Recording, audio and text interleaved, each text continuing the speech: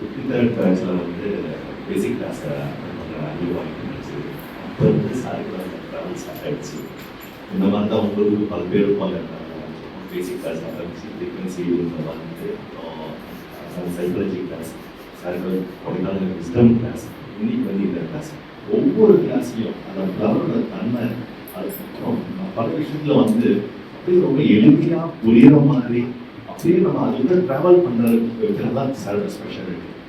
அதே மாதிரி பார்த்தீங்கன்னா ஒவ்வொரு விஷயத்துலையும் பார்த்தீங்கன்னா எல்லாருக்கும் போய் சேரணும். கண்டென்ட் வந்து எல்லாருக்கும் போய் சேரணும். ஃப்ரீக்வன்சி எடுத்துக்கிட்டாங்க. இன்னைக்கு வந்து நம்ம ட்ரெடிஷ்னல் மீட்டிங்லாம் போகும்போது ஒவ்வொரு செஷனுக்கு எவ்வளோ சார்ஜ் பண்ணுறாங்க நமக்கு தெரியும். ஆனால் நம்ம ஃப்ரீக்வன்சி சாரோட ஃப்ரீக்வன்சி சாமானிய மக்களும் இளையர்களும் கூட பயனடைய மாதிரி தான் அவங்க வந்து செட் பண்ணியிருந்தாங்க. அது ஆனால் அந்த யூனிவர்ஸோட பர்மிஷன் அது நல்லாவே நான் உணர்ந்துட்டேன். யூனிவர்ஸோட பர்மிஷன் வந்து கிடைக்கும்போது தான் சார் கூட சேர்ந்து வந்து பண்ணிக்கிறாங்க பெரிய மாறுகிறது. இன்னைக்கு கிளாஸும் ரொம்ப ஐ ஓப்பனர் கிளாஸ். அதாவது சார் இப்போ சொல்லுவாங்க வைப்ரேட்டிங் மெடிசன் அப்படின்னு சொல்லி சொல்லுவாங்க, மெடிசன் சொல்லி சொல்லுவாங்க. ஆனால் அதோட தன்மைகளை வந்து ரொம்ப பதமாக அப்படி பிரித்து நம்ம வந்து புரியுற மாதிரி சொல்லி கொடுத்தாங்க இந்த கிளாஸுக்கு.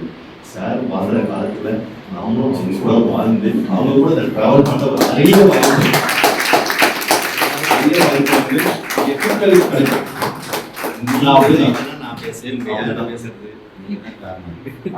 சார் வந்து ஒரு சாமானிய மனிதரா நம்ம கண்ணுக்கு இருந்தாலும் சாமானியர் இல்லை. என்னோட பர்சனல் ஒப்பீனியன்ல அவங்க அது வேற டைமென்ஷன் எனக்கு கொடுத்துட்டாங்க. எனக்கு அது எப்படி உங்ககிட்ட சொல்ல முடியல. எனக்கு கண்டிப்பாக அவங்க சாமானிய மனிதர் இல்லை, அது மட்டும் எனக்கு நல்லாவே தெரியும். சாருக்கு